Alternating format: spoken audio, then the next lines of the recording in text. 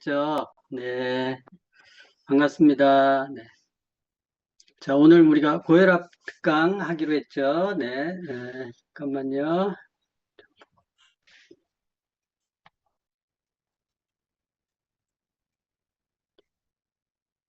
네, 준비한 자료 올려놓도록 하겠습니다. 네.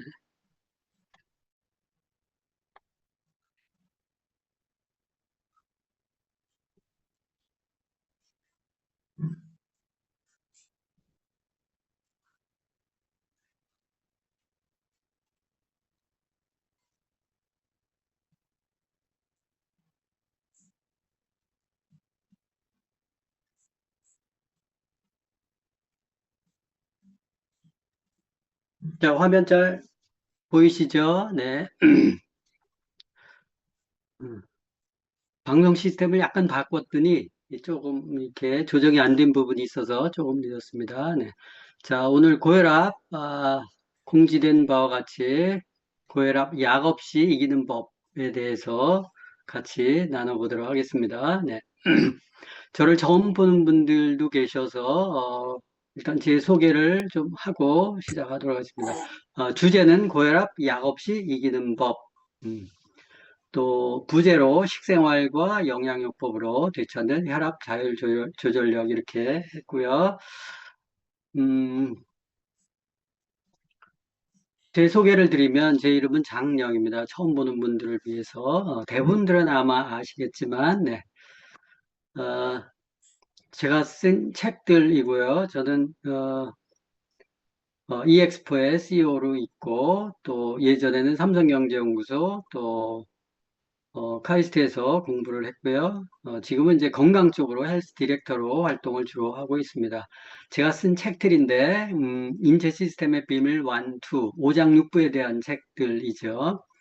그리고 시크릿 건강 핸드북, 또 전자책으로 몸과 삶을 바꾸는 기적, BSPS, 이 Blood Self Purification System 그래서 혈액 자정 시스템에 대한 얘기고 디톡스에 대한 얘기입니다. 그리고 리치 바디 리치 라이프 최근에 쓴 책이고요. 전자책입니다. 지난주에 특강을 했었죠. 라이프 코칭 비즈니스 책 한 20여 권 정도 썼고요.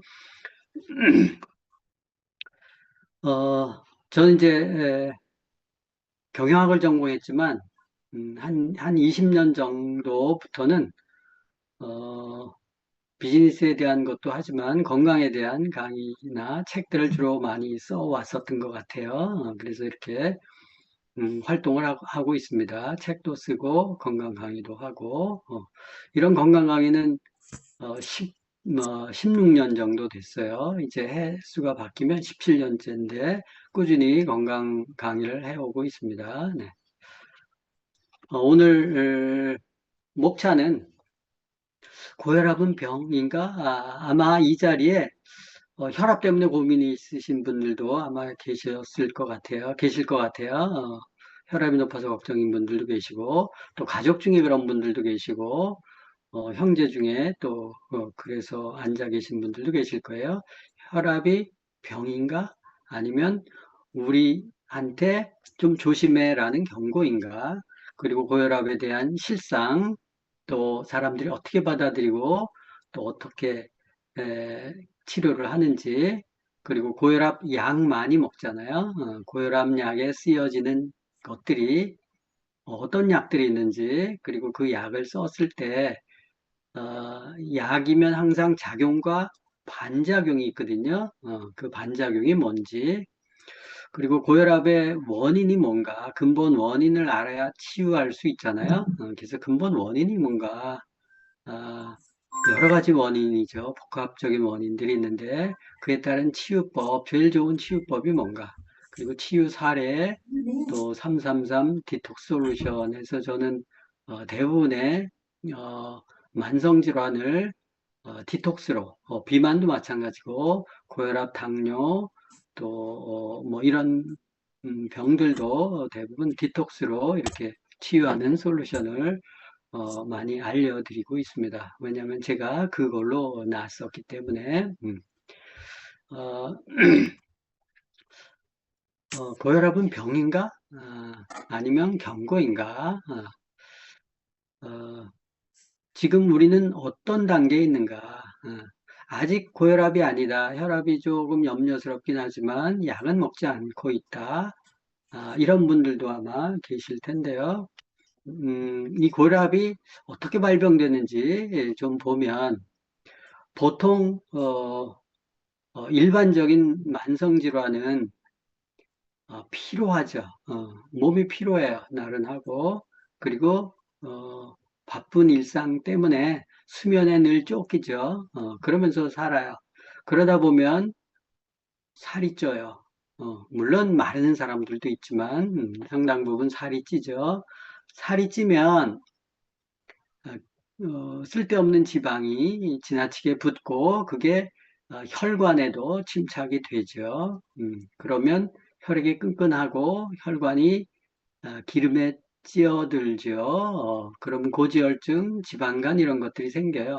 그럼 해독도 잘 못하고 피도 걸쭉해지고 하면 혈압이 높아지죠. 그래서 고혈압, 또 당뇨도 생기죠. 고혈압과 당뇨가 생긴다는 것은 나중에 이제 근본적인 병의 원인을 알게 알아보겠지만 혈액이 이제 끈끈해지는 거예요, 그죠? 끈끈해지면 오장육부들이 막혀요. 그러면 장이 막히면 장애병이 오고 간이 막히면 지방간이나 간염이나 또 뭐 이런 것들이 오죠. 간경화, 간암 이런 것들. 또 신장, 콩팥 만성질환, 여러분들 만성 신부전증 이런 것들 있죠. 그래서 오줌에서 거품이 나고 또 피가 나기도 하고 혈뇨도 싸고 또 오줌 넣기가 쉽지 않고 뭐 이런 것들이 이제 신장 그래서 궁극적으로 투석 들어가고 또는 신장을 교체하죠. 그죠? 또 심장도 마찬가지고 폐도 마찬가지고 이런 것들이 다 오장육부가 모세혈관 다발로 되어 있는 거 아시죠? 그 혈액들이 들어가서 세포의 기능을 해서 오장육부의 기능을 하는 거거든요. 그럼 피가 탁하고 혈관이 막히면 오장육부에 병이 생겨요.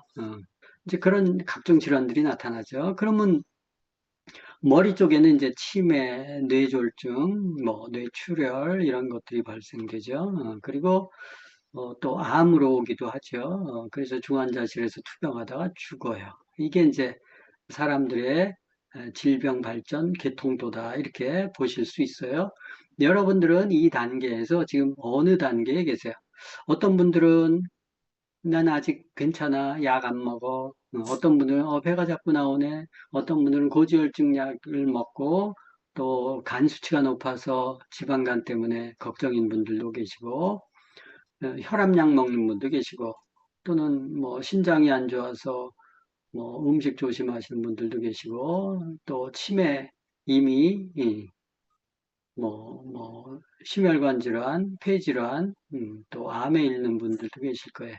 이 단계별로 내가 어떤 단계에 있느냐에 따라서 건강에 대한 자각 정도가 틀릴 거예요. 그죠? 근데 여러분들 보시면 제일 먼저 시작 단계가 뭐예요? 그냥 힘든 거예요. 몸이 힘들고 피로한 거예요. 그리고 늘 부족해요. 자도 힘들고 아침에 일어나지 못하고 이게 병의 시작이다. 이렇게 보시면 돼요. 피곤하다 그러면 저렇게 지쳐서 못 일어나죠. 잘 힘들고 이게 병의 시작이다라는 거예요. 이때부터 조심하셔야 돼요. 사실은 어, 일반적으로 대사장애증후군에서 메타볼릭 더미너 해서 이게 질병 발전 계통도예요. 보시면 여러분들 많이 아는 여기 보면 비만 있죠? 어, 살이 쪄요? 먹은 것도 없는데 살이 쪄. 예전보다 쉽게 살이 찌고, 그 다음에, 혈압이 또 발생하죠. 혈압이 높아져요. 또 어떤 사람은 당뇨로 오죠. 당뇨약 먹죠. 그래서 고혈압, 당뇨. 고혈압은 뭐, 뒤에 보시겠지만 통계적으로, 어, 굉장히 1100만 명 이상이 지금 고혈압 환자예요. 우리나라 기준으로 봤을 때. 예. 그럼 뭐 4명 중에 1명꼴은 고혈압 환자들이에요. 당뇨. 또 신장투석으로 당뇨병 심해지면 신장투석이 오죠. 사구체 같은 것들이 막혀지기 시작하기 때문에 신장이 뭐 나빠지는 것들이 다른 게 아니에요. 신장에는 모세혈관 다발이 있어요. 사구체. 그래서 거기서 피를 걸러주는데 그 혈관이 막히면 염증이 생기고 못 걸러줘요. 그래서 단백뇨도 생기고 또 혈뇨도 나오고 거품도 나오고 이런 것들이 이제 신장 이제 투석에 들어가죠. 심장, 그래서 고혈압이나 당뇨나 비만이나 이런 것들이 다 병의 계통만 다를 뿐 어느 장부가 약한 쪽으로 병이 나타나냐에 따라서 틀려지는 것 뿐이에요. 이 치매가 오는 분들도 계시죠. 또, 그래서 이렇게 질병이 발생되는 거 보면, 살이 찌는데 어떤 사람은 혈압으로 오고, 어떤 사람은 당뇨로 오고, 어떤 사람은 지방간으로 올 수도 있어요. 간으로 올 수도 있고, 신장으로도 올 수도 있고, 또, 허트, 심장으로도 올 수도 있고요. 머리로도 올 수 있고, 치매, 파킨슨 이런 거는 머리로 오죠. 그래서 혈액이나 혈관이 처음에는 그냥 녹이 쓰는 정도예요. 근데 이제 좀 더 진행하다 보면, 점점 더 녹이 슬어서 막혀지죠. 많이 막혀지고, 뒷부분에 이제 악화 단계까지 가서, 혈관만 썩는 게 아니고, 세포도 썩기 시작하는 단계가 이제 중환자 쪽으로 가는 거죠. 근데 이게 이런 질병 안에 대부분 사람들이 처음에 시작이 비만이에요. 그죠? 처음에 보면. 근데 비만 전에는 뭐예요? 아까 그랬잖아요. 만성 피로, 수면 부족, 그리고 지치고 힘들고 이런 것들. 이런 것들은 전부 나쁜 생활 습관으로부터 시작이 된다라는 거예요.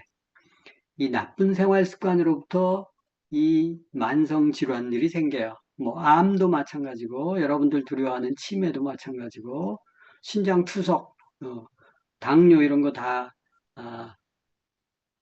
꺼려 하시잖아요. 그죠? 이런 것들이 전부 나쁜 생활 습관. 이 사소한 생활 습관이라는 뭐예요? 크게는 식습관과 생활 습관이에요. 식습관은 음식과 영양소, 식습관, 음식 습관. 그러니까 음식 습관, 영양 습관. 그리고 생활 습관은 수면 습관, 운동 습관이에요. 그 네 개 습관이 잘못되면 저렇게 병으로 줄줄줄줄 이어진다는 거예요.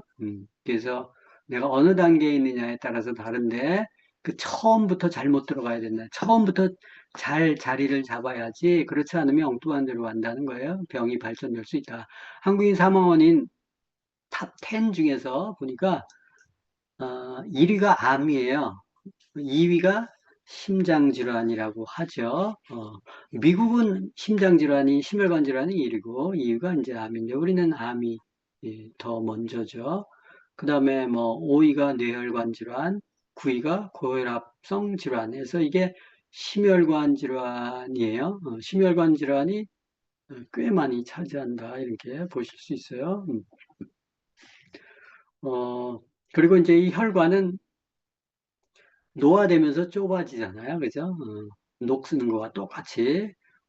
그래서 피가 지나갈 때는 큰 증상이 없지만 이게 50% 정도 막혀지기 시작하면 이제 여러 가지 차거나 저리거나 쥐가 나거나 그리고 염증이 많이 나서 어디 다치면 잘 안 낫거나 이런 증상들이 나타나는 거죠. 이게 이제 상원인 중에서 상당 부분이 심혈관 질환이구나 이렇게 보시면 돼요. 사실은 엄밀한 의미에서 암 같은 경우도 폐렴 이런 것도 혈액순환이 안 돼서 생기는 병들이에요. 혈액순환이 잘 어, 맑고 깨끗한 피가 돌면 암도 생겼다가 없어지거든요. 각종 염증도 마찬가지예요. 뭐 여기 뭐 알츠하이머, 뭐 당뇨 이런 거 다 같은 병이다 이렇게 생각하시면 돼요. 사실 만성 질환은 피의 문제예요. 고혈압 환자 추이 보시면 30대 이상 한국인 3명 중 1명이 고혈압 환자다. 보니까 2021년도에 1,300만 명이 넘었어요. 1,400만 명에 육박하죠. 저 숫자가 앞으로 더 줄어들까요? 높아질까요? 더 높아지겠죠? 어, 그래서 대한고혈압 학회에서 조사한 자료라서 여러분들이 보시면 이 중에 많은 부분들이 혈압약을 먹을 거예요. 그죠? 왜냐하면 우리는 그렇게 교육을 받았기 때문에. 자, 고혈압 평생 약을 먹어야 하나? 여러분들 이 질문에 대해서 어떻게 생각하세요? 대부분 평생 약을 먹도록 하죠.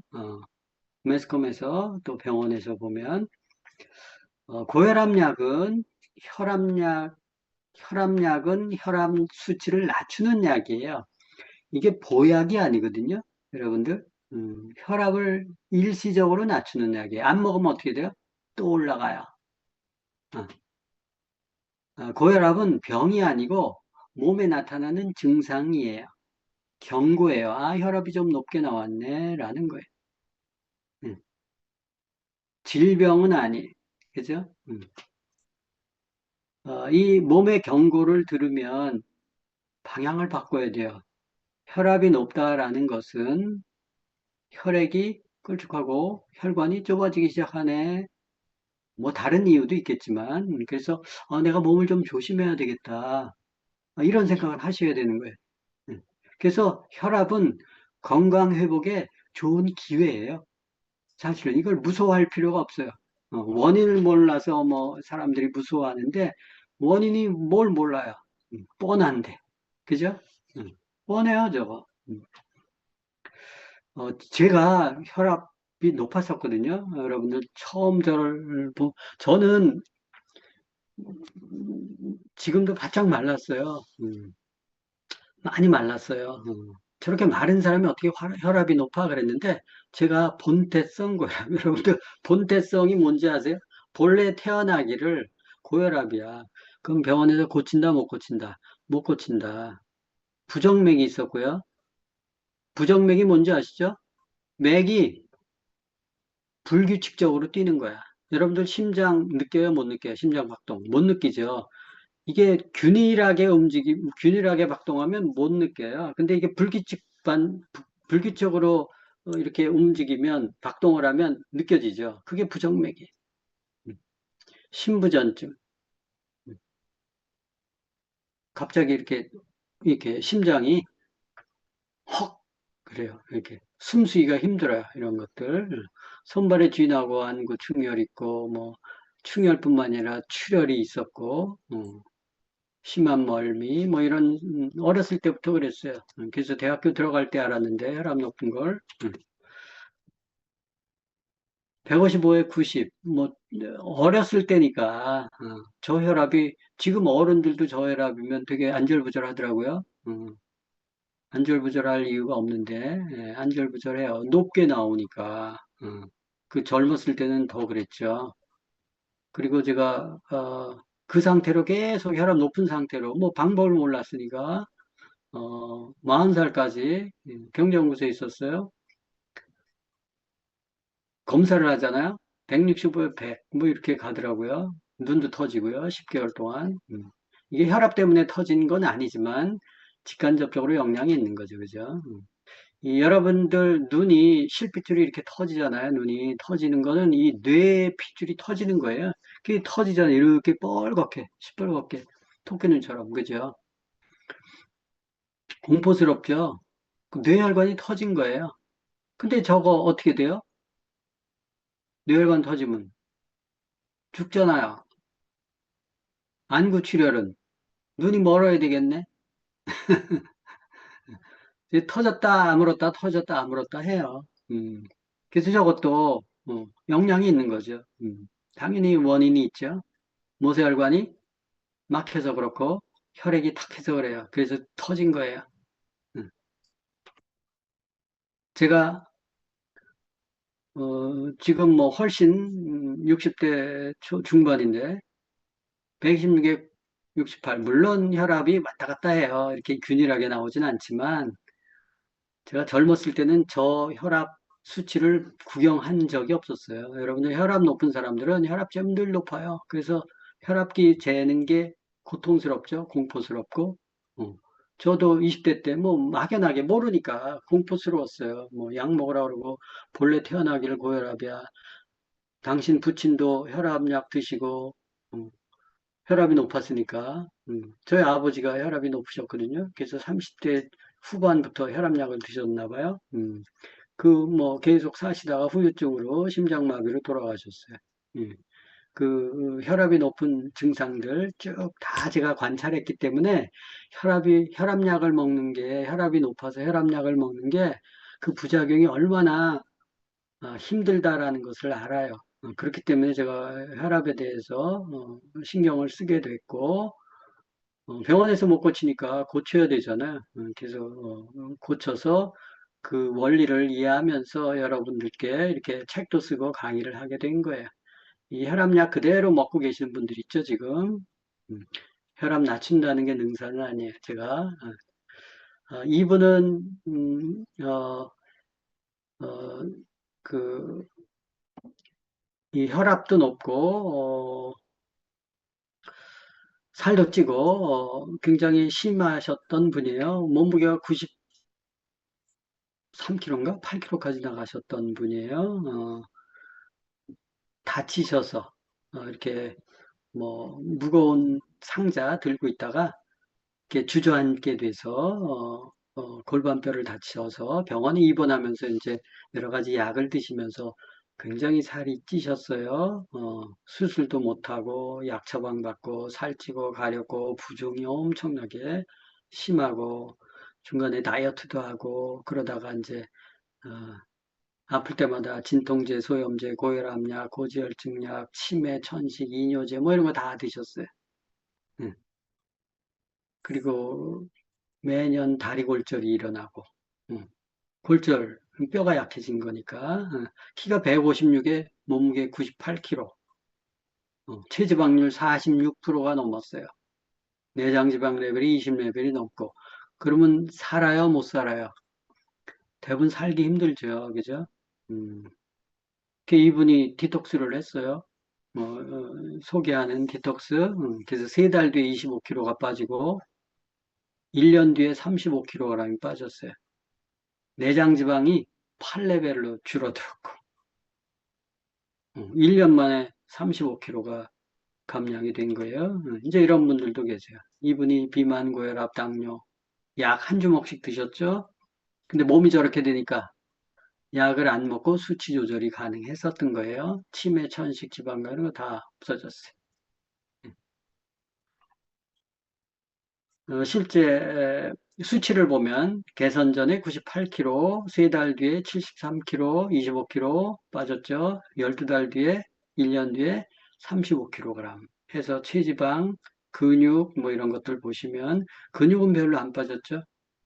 지방 레벨은 20레벨에서 8레벨로 빠졌고 이게 디톡스의 위력이에요. 병원에서는 고쳐요, 못 고쳐요? 못 고치죠. 약도 저렇게 많이 먹는데, 그죠? 그래서 얼마든지 가능하다. 저렇게 심했던 분도 여러분들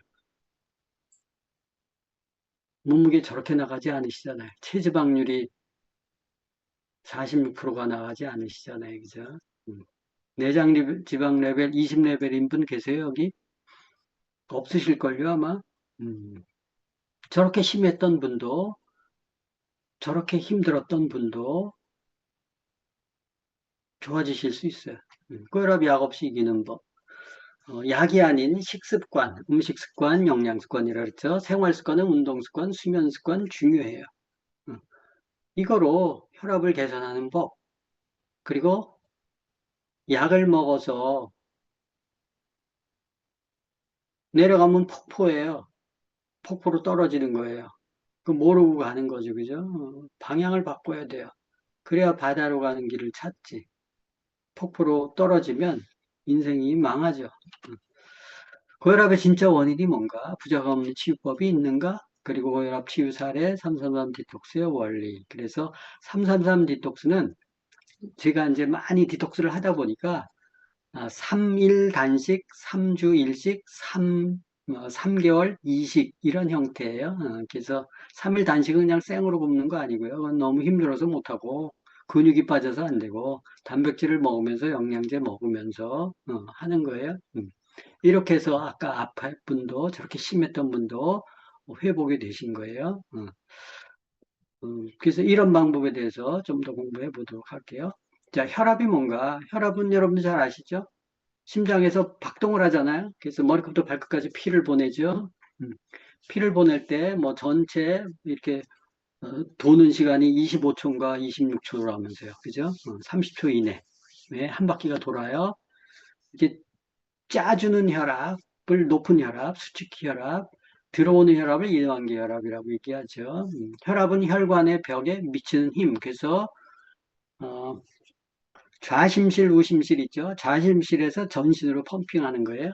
그 압이 수축기 혈압, 높은 혈압이에요. 이 심장은 자, 혈압이 높은 이유는 강아지들은 그렇게 높지 않아요. 말이나 이렇게 기어다니는 애들은 머리 위치하고 심장 위치가 별 차이가 없어요. 근데 사람은 심장은 아래에 있고 머리는 위에 있잖아요.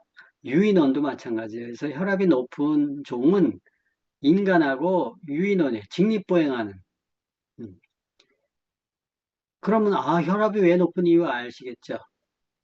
피를 심장에서 위로 펌핑을 해야 돼요. 그래서 압을 높여야 머리 위로 가지. 그죠? 음. 그래서 혈압이 높은 이유는 뭐다? 머리 끝으로 피를 보내기 위한 노력이에요. 머리에 피가 안 가면 어떻게 돼요? 망하지. 그죠? 뇌가 망가지지. 음. 그래서 피를 높이는 거예요. 머리끝, 손끝, 발끝까지 피 보내려고. 안 보내면 사람 구실을 못해요. 그래서 혈압이 있는 거예요. 음.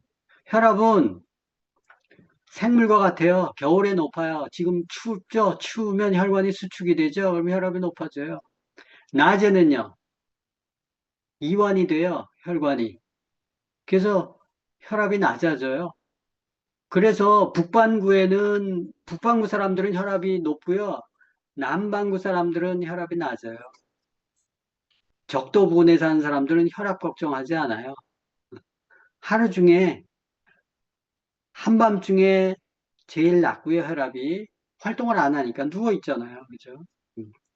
그 이유는 아침에 일어나서 혈압이 높아져요. 높고, 그래서 보통 여러분이 혈압 잴 때 언제 재요? 소변 보고 아침에 일어나서 소변 넣고, 그 다음에 좀 편안하게 이렇게 해놓고 재는 거예요. 그래서 첫 번째 혈압보다 두 번째 혈압을 재서, 그게 보통 첫 번째 혈압 조금 높게 나오죠? 두 번째 혈압, 이렇게 해서 두 번째 혈압이 자기 혈압 가깝다. 이렇게 생각하시면 돼요. 혈압은 편안하게 재야 돼요.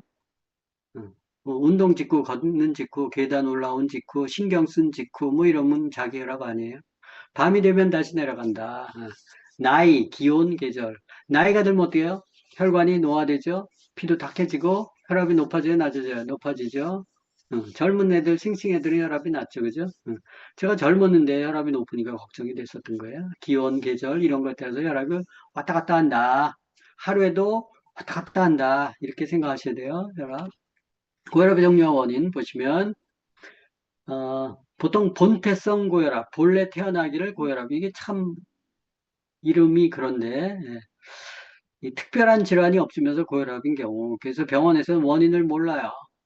원인 모른다고 하죠. 뭐 유전이야 뭐 그래서 못 고쳐 약 먹어야 돼. 이게 95%. 2차성 고혈압은 입신 중독에 걸렸어요. 방광이 막혔어요. 오줌이 막혔어요. 오줌 못 싸면 혈압 높아지잖아요. 그죠? 물을 못 빼니까. 또 약물을 복용했어요. 이러면 2차성 고혈압이 있을 수 있는데 이건 원인이 뻔한 거잖아요. 그죠? 그 원인 모르는 혈압이 95%야. 본래 태어나기를 고혈압으로 태어났어. 이렇게 딱 낙인을 찍어버리죠. 그러면 방법이 없네. 약 먹어야지. 이렇게 생각하죠. 정상혈압 기준이 어떻다고요? 1900년대는 160에 100이었어요. 74년도에는 140에 90이었고요. 2003년도엔 130에 85고요. 2014년도엔 120에 80이었어요. 점점점 내려가죠? 왜 내려갈까요? 내려가면 뭐가 좋아질까요? 이게 74년도에 갑자기 낮춰져서 140에 90. 보통요, 이 수치가 여러분들 혈압 재보시면요, 나이 한 50대 정도 들면요, 혈압이 140 정도 넘기 시작해요. 60대 되면 150 정도 넘죠, 보통 사람들이. 응. 저 사람들은 다 저 기준의 혈압약 다 먹어야 돼요. 그죠? 음. 나이가 들면 혈압이 높아지거든요. 왜? 머리끝, 손끝, 발끝까지 피가 가야 되는데 가지 못하면 문제가 생기기 때문에 더 큰 문제가 생기기 때문에 혈압을 높이는 거예요. 그죠? 1974년도에 독일에서 비롯됐다고 얘기해요. 의사와 제약업자 몇 명이 뭐 스타디 모임 같은 것들을 했는데 야, 혈압 높은 거, 혈압 그 약 파는 사람들이니까, 고혈압 약 파는 사람들이니까, 어떻게 하면 약 더 많이 팔까? 저 수치 낮춰보자 해서 낮췄다고 얘기해요. 그랬더니 혈압약이 불티나게 팔리는 거예요. 그래서 저기 전 세계에 퍼졌다고 하거든요. 환자가 3배 이상 늘어나서 뭐 어쩌고저쩌고 얘기하는데, 실제 혈압 기준은 계속 낮춰요. 혈압 기준을 낮추면 돈 버는 사람들은 있죠. 그죠? 저게 혈압이 높아서 문제가 된다? 그건 뒤에 연구를 좀 볼 필요는 있어요. 고혈압 기준은 국가별로 다 차이가 있어요. 저 이제 뭐 독일에서 비롯됐지만 우리는 미국 기준을 많이 따르기 때문에 미국의 기준을 들여와서 혈압 기준을 잡아요. 저게. 어, 고혈압 약은 제약회사들에게 황금어장이다. 2025년도 한 3조 원 정도 고혈압 약만 고혈압 약 정도만 한 3조 원 정도 시장 규모가 되더라고요. 이렇게 원의 처방, 병원 내의 처방가 말고 이렇게 약국에서 사는 거. 그래서 고혈압 기준을 보면 아까 보셨죠? 혈압약 투약 기준이 보통 지금 우리나라 140 이상이면 먹일 거예요. 그죠? 근데 이제 2018년도에 일본에서 147 이상으로 투약 기준을 높였어요. 미국은 150 이상으로. 왜 그랬을까? 물론 저게 뭐 학회마다 또 틀려요. 어, 고혈압 학회도 있고 그 병원 안에 의료 그 안에 류마티스트 학회도 있고 뭐 학회들이 다 다르잖아요. 혈압 기준이 조금씩 틀려요. 근데 60세 이상은 이완기 혈압은 제시하지 않았, 밑에 혈압은 제시하지 않았다. 그래서 일본이나 미국은 예전에는 좀 혈압 높으면 막 투약했는데 하다 보니까 부작용이 많더라. 라는 것 때문에 투약 기준을 상향을 했어요. 근데 우리는 더 내리고 있죠. 그죠? 혈관은, 여러분들 한번 데이터 보세요. 혈관은 생각보다 강하다. 여러분들 혈관이 혈압 얼마까지 버틸 것 같아요? 응? 여러분들 혈압 200 넘으면 죽을 것처럼 생각하죠? 250 넘으면 죽을 것 같이 생각하죠? 응? 아니, 혈압 150만 넘어도 죽을 것처럼 생각하잖아요. 보통 성인 혈관은요, 230, 250에서 이상도 괜찮아요. 격렬하게 운동하잖아요. 마라톤 하잖아요. 저거보다 더 올라갈 수도 있어요. 술 마시고 뭐 얼굴이 펄게 가지고 숨쉬기 힘들고 이럴 때 있죠. 저거보다 더 올라갈 수 있어요. 애 낳을 때, 스트레스 심할 때 250 이상씩 올라가요. 그 혈관 터져서 죽어요? 아니잖아요. 그럼 혈관 다 파열되면 다 죽었어, 사람들. 중요한 거는요, 혈관은 120 기준인데 120 이상 되면 깨지는 유리관이 아니에요. 얼마나 높으냐가 아니고 얼마나 오랫동안 계속 지속되느냐가 관건이다. 그럼 혈관이 손상이 될 수가 있기 때문에 그렇다는 거예요. 무리가 될 수 있기 때문에. 네. 그래서 혈관은 그렇게 약한 게 아니에요. 그래서 혈관 수치만 일시적으로 낮추는 게 의미가 없어요. 일시적으로. 혈관을 부드럽게 하고 탄력 있게 유지하는 게 더 중요하다. 그래서 여러분들이 혈압약을 먹으면 혈관을 부드럽게 해줘요? 혈관을 탄력 있게 해줘요? 아니잖아요. 혈압 수치만 일시적으로 낮추는 거예요. 그래서 그거에만 의존하지 말아라라는 거예요. 심리적으로는 도움이 될 거예요. 그죠? 왜? 혈압이 180, 230, 뭐 250 나와 보세요. 공포에 질리지, 파랗게 질리지, 모르니까. 근데 순간적으로 높아질 수 있다니까요.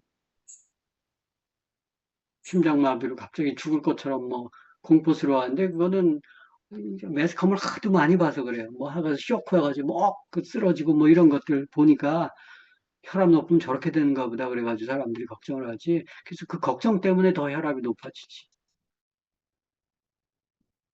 미국의 고혈압 기준 한번 보도록 하겠습니다. 보통 혈압이 140을 넘으면 고혈압이라고 진단합니다. 그런데 일본에 이어 미국의 주요 의학회가 60세 이상에서 고혈압 진단 기준을 완화했습니다. 혈압 150 이상일 때 고혈압이라는 겁니다. 조동찬 의학 전문 기자입니다. 올해 65세인 남춘우 씨는 4년 전 최고 혈압이 147이었습니다. 바로 혈압약을 처방받았습니다. 약 먹기 시작한 거는 이제 4년 정도. 바로 그때 검사하고 나서 안 좋다고. 국내 고혈압 환자 900만 명 가운데 최소 100만 명 이상은 남 씨와 같은 처지입니다. 최고 혈압이 140에서 150 사이에 있고 60세 이상입니다. 그런데 이들에게 이번에 미국 학회가 완화한 기준을 적용할 경우 더 이상 약을 먹을 필요가 없습니다. 혈압이 140 이하로 안 떨어지면 약을 추가하거나 약의 용량을 올리잖아요. 근데 그 기준을 150으로 올리게 되면 약을 추가하거나 약의 용량을 올려야 되는 분들이 줄어들겠죠. 일본 검진학회는 이미 2년 전 모든 연령층에 대해서 고혈압 기준을 147로 완화했습니다. 네, 조 기자, 일본, 미국에서 고혈압 기준을 완화하고 있는 특별한 이유가 있는 겁니까? 네, 고혈압을 치료하는 이유는 뇌와 심장 합병증을 막기 위함입니다. 최고 혈압이 150을 넘는 환자는 혈압약을 썼을 때 그 예방 효과가 확실하게 나타나는데 최고 혈압이 140에서 150 사이의 환자들은 약을 써도 그 예방 효과가 불확실하다는 겁니다. 게다가 60세 이상은 여러 약을 복용하는 경우가 많은데 약이 서로 충돌해서 부작용을 겪기 십상입니다. 또 미국에서는 혈압 약값이 비싸다는 것도 이유로 포함됐습니다. 네, 참조하시고요. 하여튼 미국이나 일본은 우리보다 혈압 기준이 조금 상향이 되어졌어요. 근데 우리나라는 아직 상향되지 않죠. 그 밑으로 계속 유지하고 있어요. 알아서 판단하시고 저게 또 학회마다 왔다 갔다 해요. 오르기도 하고 내리기도 하고 그러니까 그 기준이 왔다 갔다 하기 때문에 근데 계속 낮춰지는 추세다라는 것. 근데 얼마 전엔 저렇게 높이기도 한다. 그러니까 혈압이 고무줄 잣대처럼 왔다 갔다 한다는 거예요. 고혈압약 실상을 볼게요. 고혈압은 유전이기 때문에 숙명으로 여기고 평생 조절하라. 한두 알 고혈압약 먹으면서. 근데 고혈압약 한두 알로 평생 조절이 되냐고요. 안 돼요. 가지수가 늘어요. 요즘 혈압약 부작용이 거의 없습니다. 그래서 예방 차원에서도 먹으라고 얘기하는 사람들도 있어요. 혈압약을 드시다가 끊으면 평생 중풍으로 누워 지낼 수 있습니다. 이런 얘기 듣죠. 그럼 뭐 혈압약 안 먹겠어요, 사람들이? 죽을 때까지 혈압약을 반찬이다 생각하고 먹어야 됩니다. 이러죠. 이쪽에 또 자연치유로 연구 많이 한 황성수 박사님은 고혈압약을 평생 먹어야 한다는 말은 평생 못 고친다는 말과 같다라는 거죠. 못 고치는 걸 왜 계속 먹어요? 그죠? 보약인가? 자각할 필요는 있다는 거예요. 고혈압을 약을 왜 평생 먹어야지 의문을 제시하고 이 약이 무슨 기전이 때문에 내가 약을 먹는가 라는 걸 이해할 필요가 있어요. 영상 하나 보도록 하겠습니다. 황 박사의 환자들에겐 혈압약 처방이 따로 없습니다. 하루 3번 식사 시간이 밥이자 약 먹는 시간입니다. 약을 끊고 고혈압을 고친다는 소식에 멀리서 온 환자들이 많습니다. 약을 끊어버리니까 일이 없는 거예요. 한 주먹씩 먹잖아요. 그렇게나 드셨어요? 네, 여섯 알 먹었나? 아침에 6알, 저녁에 5알, 아침에 1알. 그러니까 두 알, 아무 일이 저녁에 없는 두 것 알. 같아. 약을 안 드셔야죠. 마음이 편안해.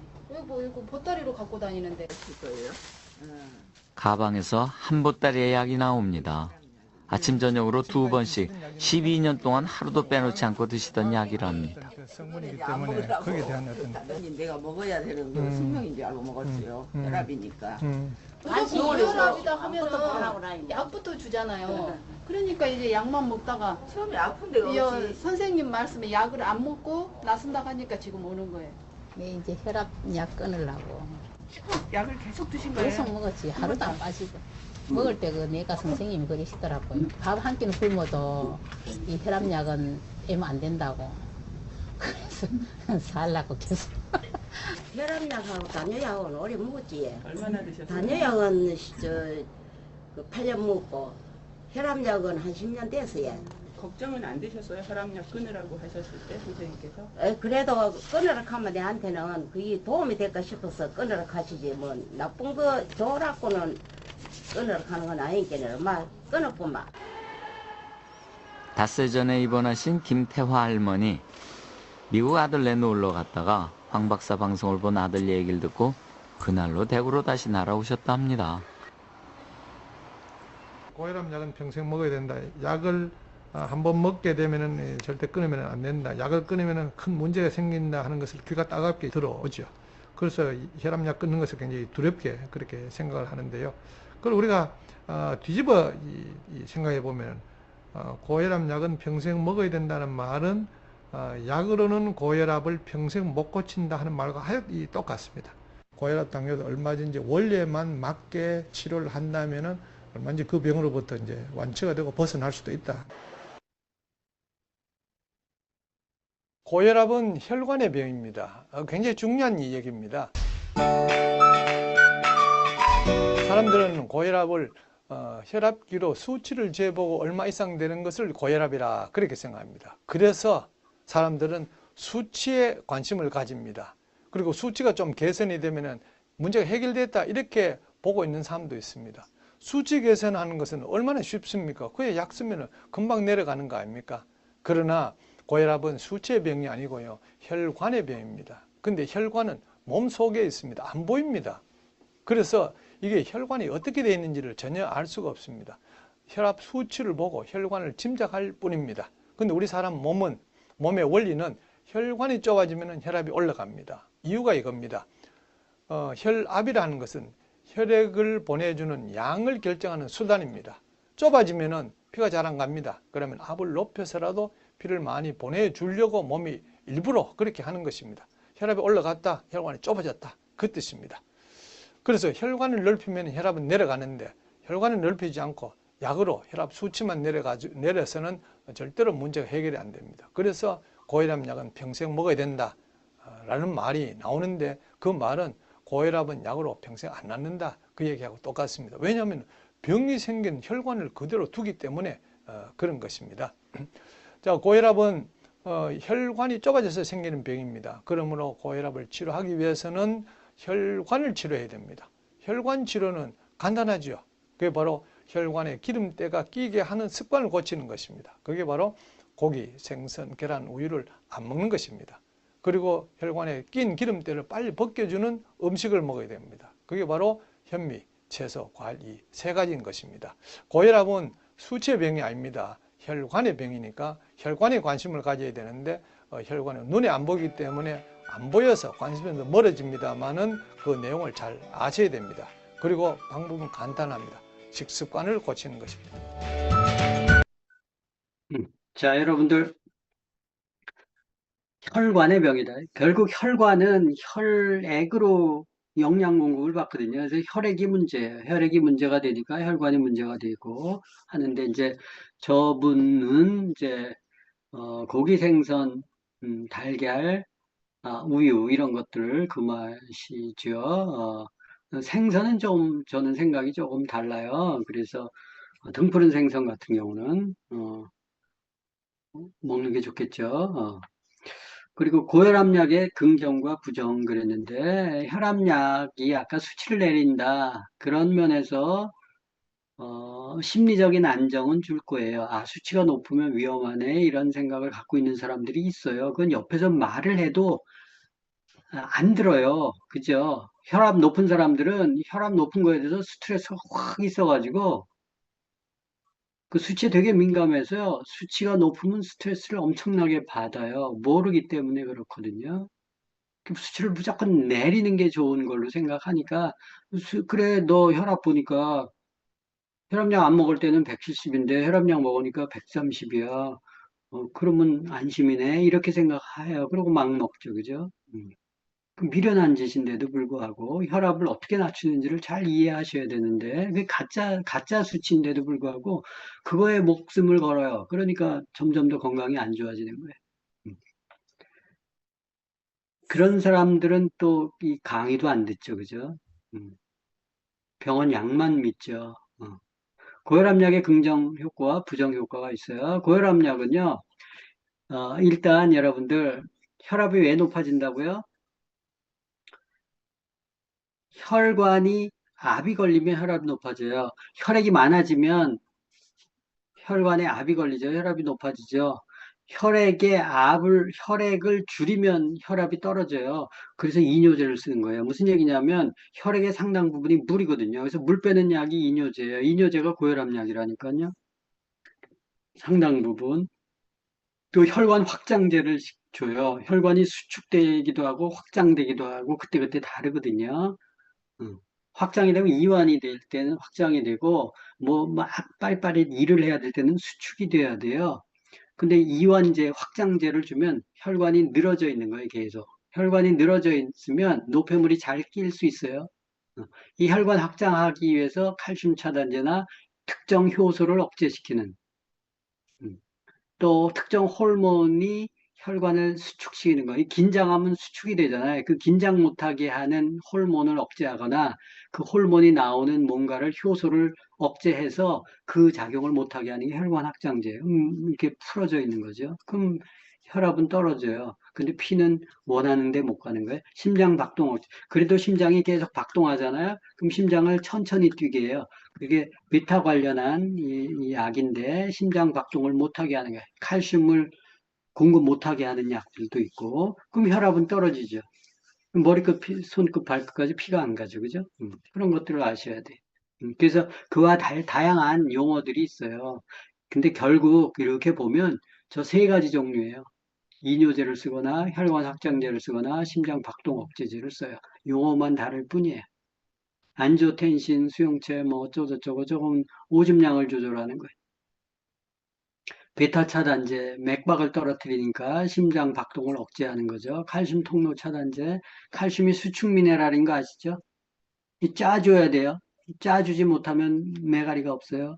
그러면 피를 확 분출 못 시키죠. 칼슘 통로 차단제를 하면 어때요? 심장이 맥을 못 쳐요. 천천히 뛰어요. 그럼 혈압은 잡죠. 그 심장을 잡는 거예요. 그 머리끝, 손끝, 발끝까지 피가 안 가요. 머리끝이 피가 안 가면 뭐가 오는 거예요? 뇌졸중, 치매, 알츠하이머 이런 게 오죠. 피가 안 가는데 뇌세포가 기억력이 좋아지겠어요? 눈이 좋아지겠어요?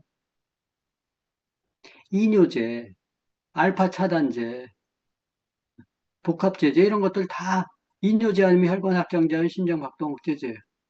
저게 혈압약이에요. 실제.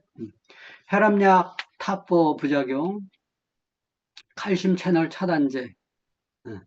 이게 고혈압 시장의 43%를 차지해 심장 박동 억제하고 혈관 확장제. 요새는 동시에 해요, 저렇게. 하나만 쓰지 않아요.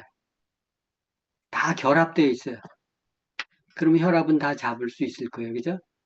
가장 흔한 약물, 뭐 저런 것들이 있어요. 참고하세요. 5년간 복용했더니 발암률이 16%. 피가 안 가니까. 부종, 빈맥, 심장마비 이런 것들이 생겨요. 빈맥이 뭔지 아시죠? 맥만 막 뛰는 거예요. 맥이 왜 뛰겠어요? 피를 끝까지 보내줘야 되는데 안 가니까 자꾸 빈맥이 되는 거예요. 안지오텐신 억제제, 이거는 혈관 확장제예요.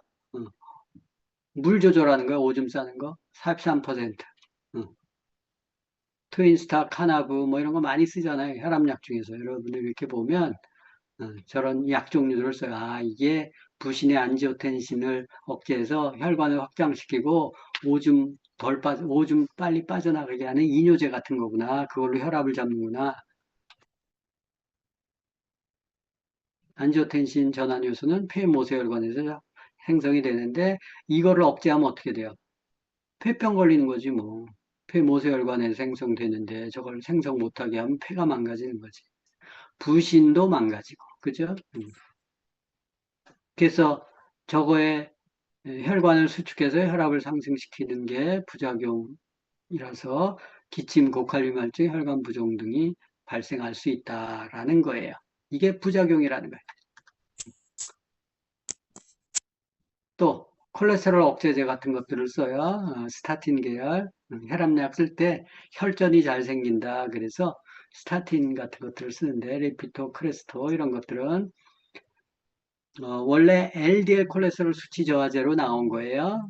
근데 이게 혈압약으로 같이 써요. 그래서 간 기능을 억제시켜서 담즙이 못 나오게 하는. 왜냐하면 담즙이 뭐예요? 지방을 유화시키는 소화를 돕는 거죠. 그러면 그 담즙의 원료가 콜레스테롤이에요. 그럼 콜레스테롤을 저하시키면 담즙이 잘 나와요? 안 나와요? 안 나오죠. 그러면 유제품이 그 기름이 소화가 돼요? 안 돼요? 안 되죠.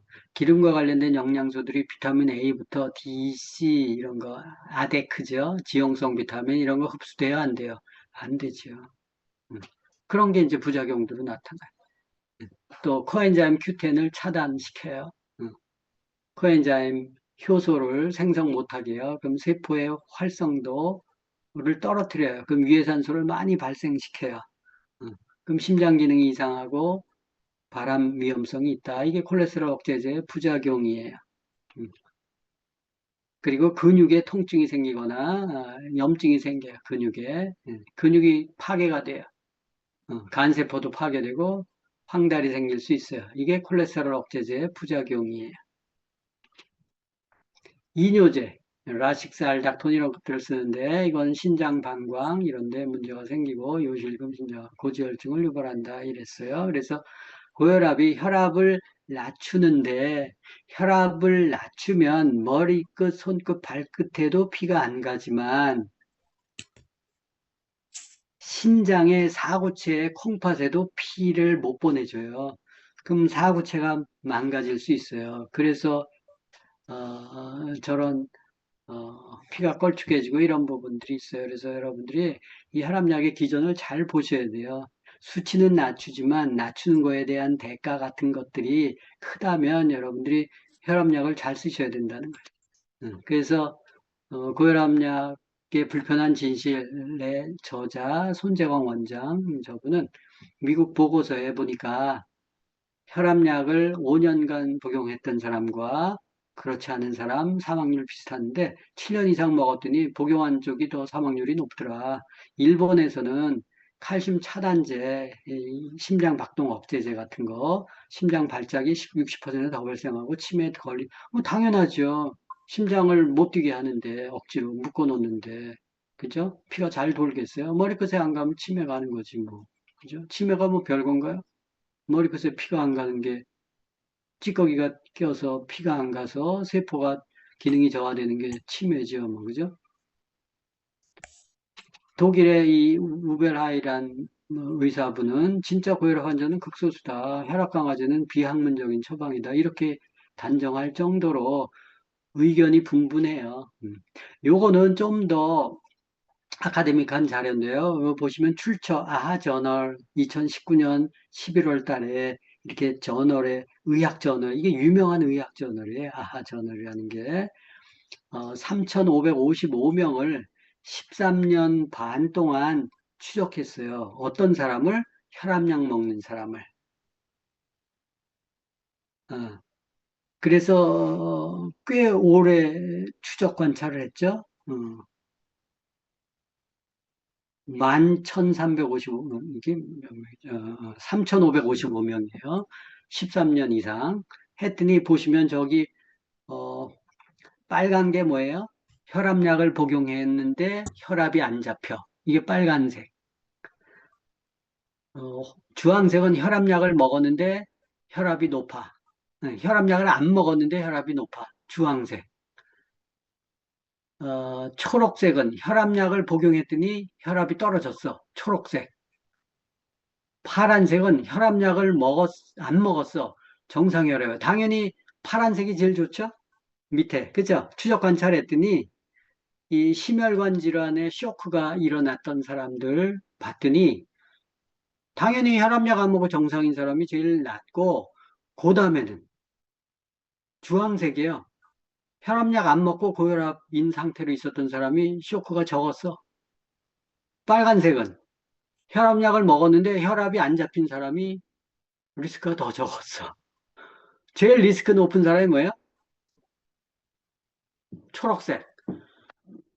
혈압약 먹어서 혈압이 잘 잡힌 사람이 더 빨리 심장마비가 오더라. 이런 거예요.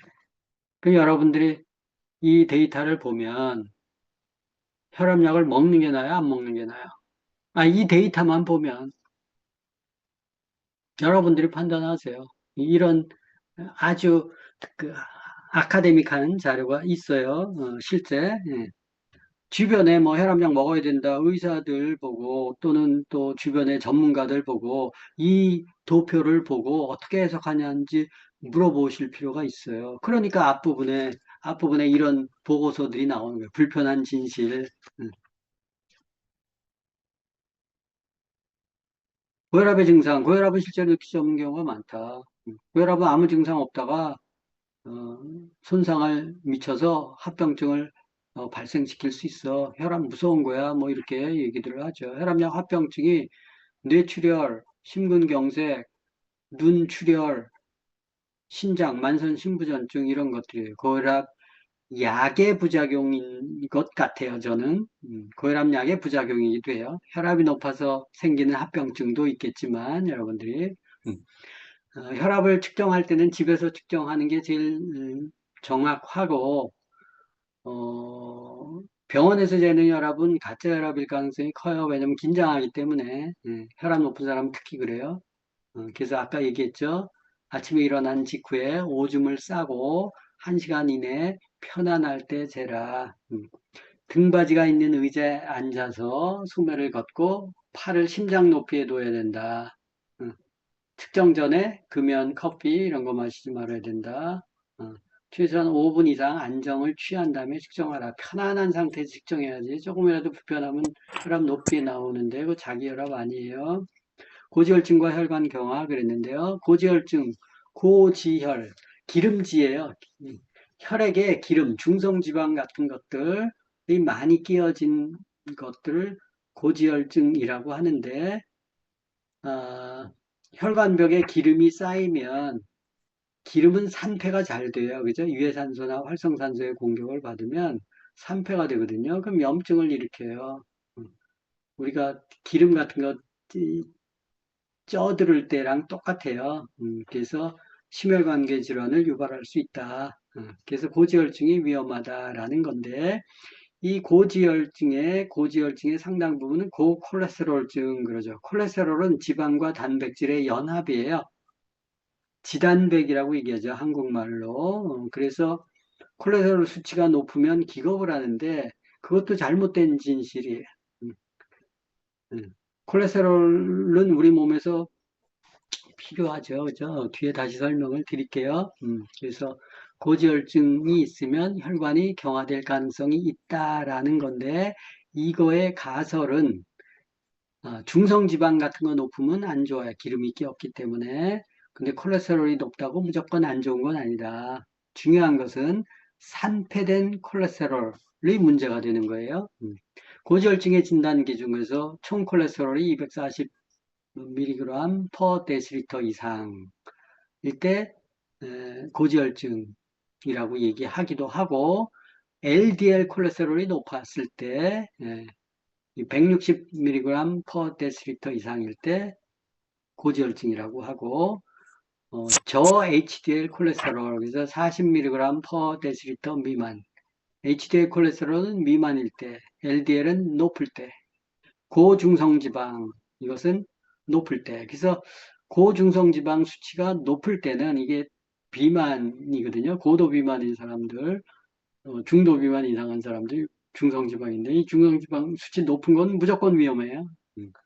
근데 이제 HDL은 또 LDL 콜레스테롤이 높다고 무조건 위험하지는 않다라는 건 한번 경계해서 들으시고, 콜레스테롤 수치가 높아서 고민이다. 근데 약을 안 먹을 수는 없다. 그런 사람은 비타민 B3를 드세요. 예전에는 나이아스펜이라고 해서 고지혈증 치료제를 이 비타민 B3로 처방을 했어요. 근데 비타민 B3가 돈이 안 되는 거야.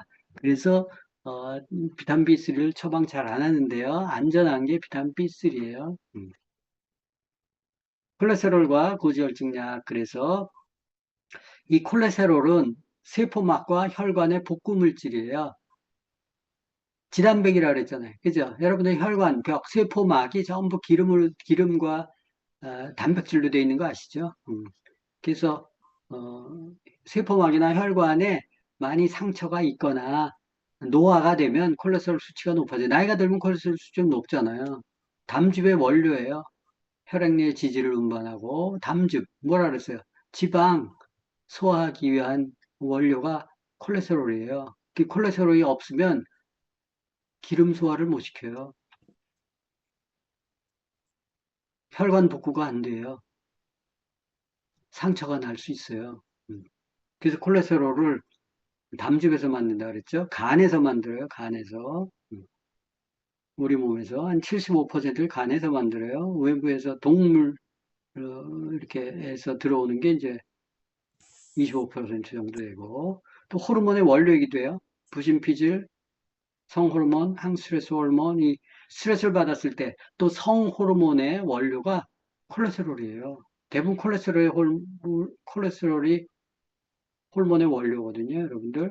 그 호르몬을 많이 이렇게 써야 되는, 스트레스 많이 받는 사람들, 또 몸에 어떤 식사를, 음식을 이 호르몬이 많이 나와야 되는 사람들이 있어요. 그죠?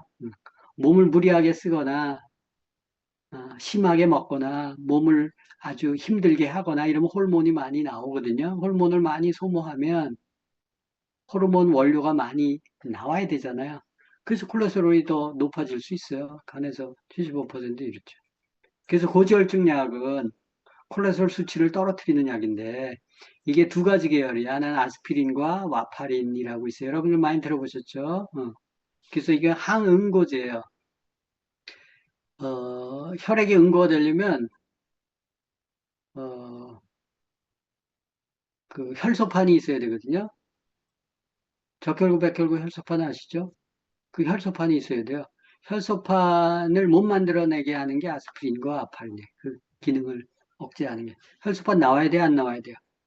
혈관이 상처 나면 메꿔야 돼요? 못 메꿔야 돼요? 메꿔야죠, 그죠? 그 메꾸는 게 그 혈소판인데, 혈소판을 억제시키는 게 저런 약들이에요. 그러면 저거의 부작용은 뭐예요?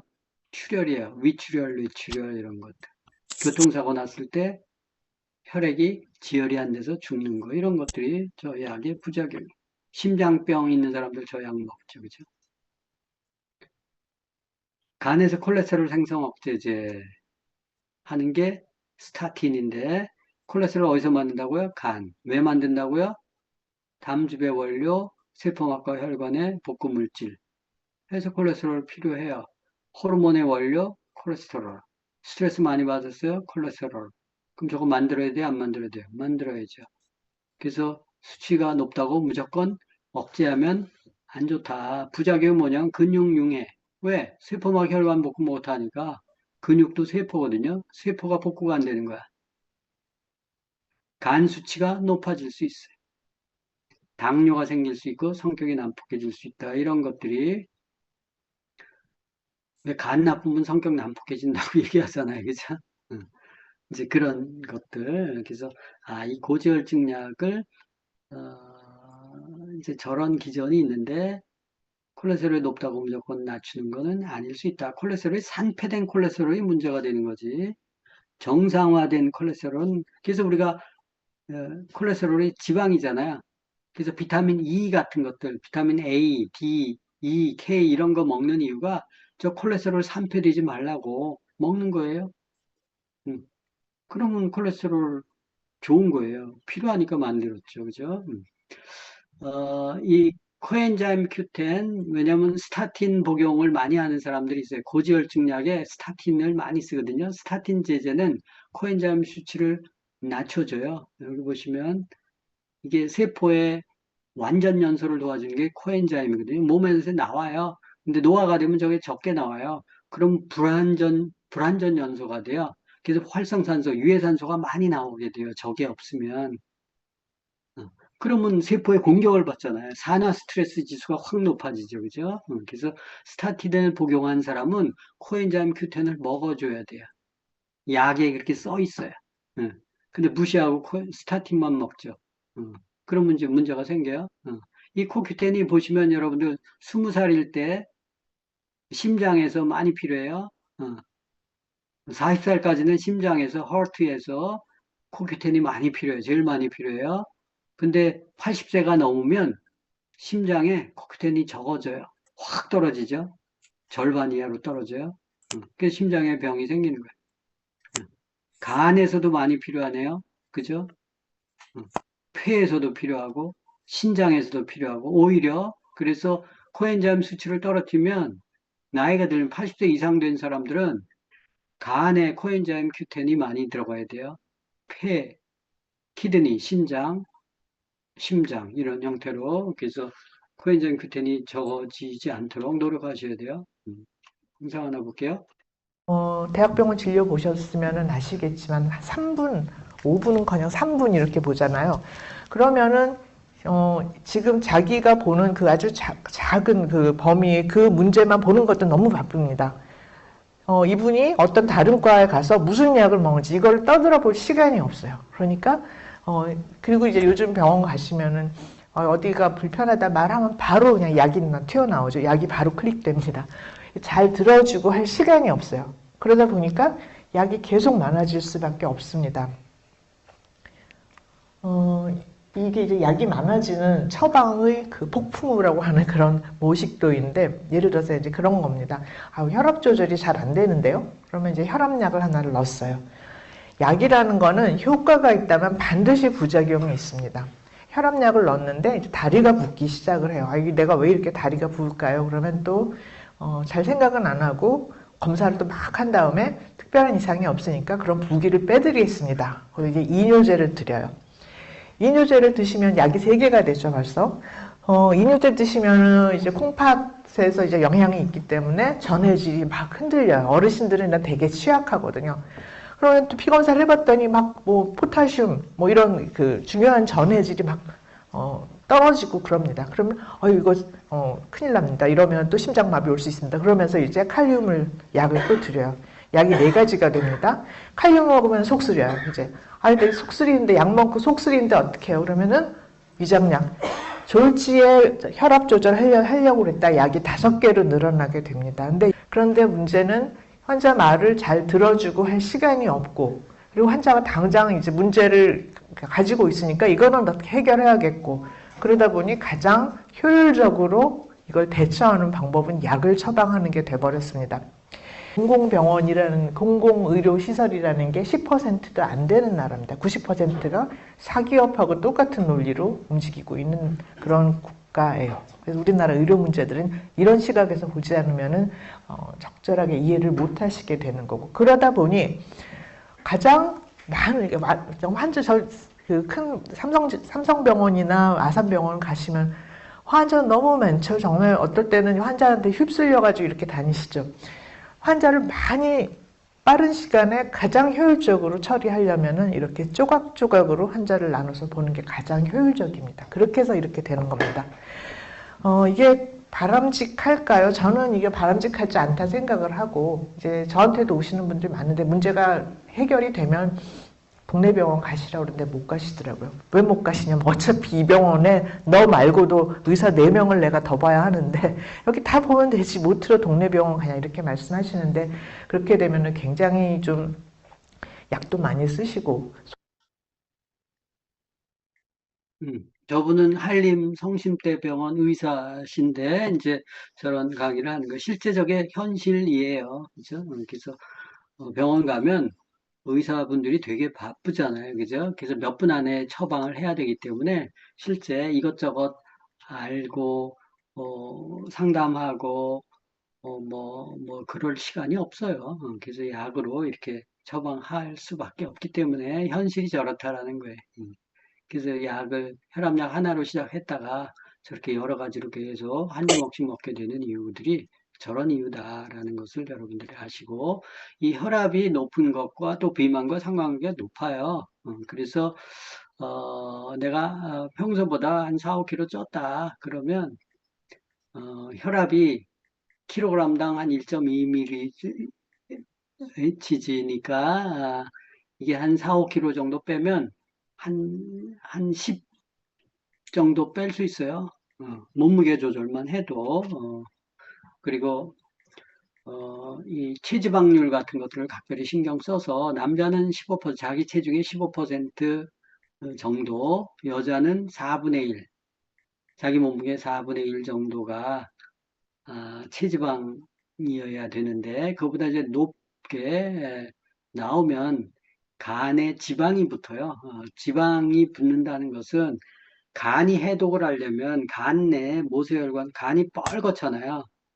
싱싱한 간은, 정상적인 간은. 지방간은 허해요. 피가 안 들어가니까 기름이 껴가지고. 기름이 끼면 간에 피가 돌아야 간이 해독을 하는데 피가 안 돌고 막히고 우회해버리니까 해독이 안 된 피들이 사방을 돌면서 이제 병을 일으키는 거거든요. 그래서 지방간을 빼는 게 굉장히 중요하다. 그래서 체지방을 빼라. 비만하기 시작하면 피가 병들기 시작하는 거예요. 그래서 규칙적인 운동, 식이요법 같은 것들을 병행하는 게 필요하다. 음식을. 그래서 뚱뚱한 사람들은 그러면 어떻게 해야 되느냐. 그냥 좀 빨리 효과적으로 뺄 수 있는 방법이 없겠느냐. 이게 이제 BSPS 디톡스 요법인데, 디톡스를 하는 사람들이 또 굉장히 많죠. 그죠? 근데 이제 저는 한 20년 이상 해보니까 3일 단식, 3주일씩, 3달 이식. 이게 결국 식습관 같은 것들을 교정해 줘야 돼요. 교정해 주지 않으면 요요가 오거든요. 그래서 먹는 음식 같은 것들을 훈련시키고, 식욕을 달래주고, 그 다음에 습관을 정착화 시켜주는 것들이 필요해요. 디톡스 보면 뭐 3일 디톡스, 뭐 7일 디톡스, 뭐 2주 디톡스, 뭐 이런 얘기들 하잖아요. 그게 교정이 돼요? 먹을 때뿐이지. 실제는 교정이 되려면 충분한 시간이 필요해요. 최소 3주 이상은 하고, 그 다음에 서너 달 이렇게 훈련이 돼서 정착이 돼야 요요가 없이 갈 수 있어요. 그리고 이제 식단이 바뀌면 혈압도 낮아진다, 여러분들. 약을 통해서만 혈압을 낮출 생각하지 말고, 현미채식하면 혈압이 낮아져요. 야채, 과일, 해산물 중심 식단, 또 생선 또는 오메가3 중심의 식단 같은 것들을 먹으면 혈액이 좀 깨끗해지고 혈관도 깨끗해지면서 혈압이 낮아져요.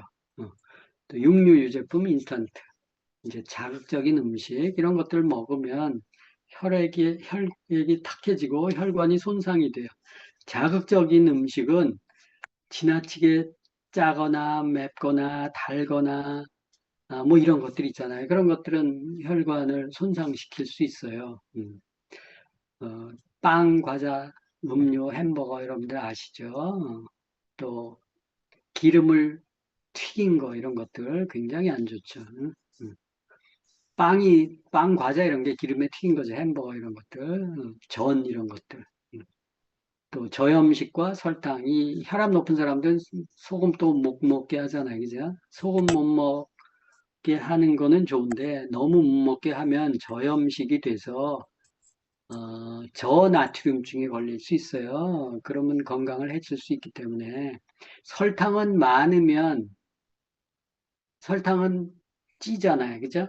포도당으로 전환이 돼서 안에 보관이 되는데 소금은 짜잖아요. 그럼 밀어내요. 그래서 다 배출이 되기 때문에 사실 고염식을 염려할 필요는 없는데 그래도 선입견이나 뭐 이런 것들이 있기 때문에 그래서 적당하게 천일염은 먹어야 되고 먹지 않으면 죽어요. 사람이 쇼크가 오기 때문에.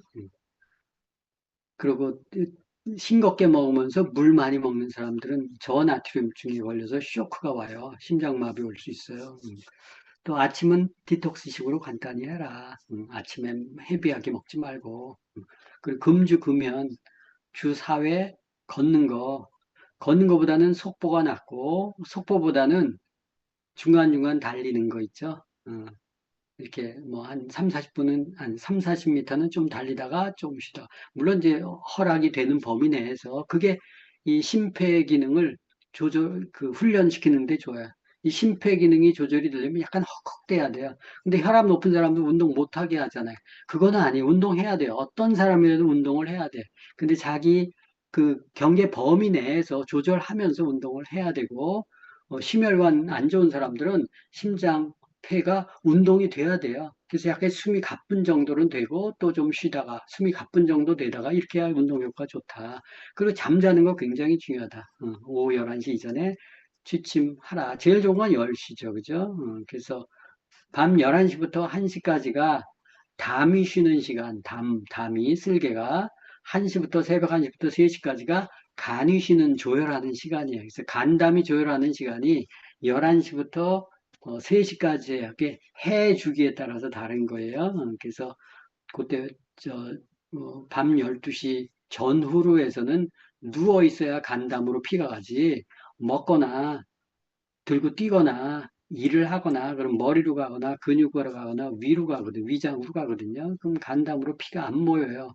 그럼 해독이 안 돼서 아침에 힘들어요. 그러니까 잠자는 게 굉장히 중요하고 치매 걱정하는 사람들 이렇게 치매 알츠하이머 이거 걱정하는 사람들 있죠. 일찍 주무세요. 딴짓하지 말고.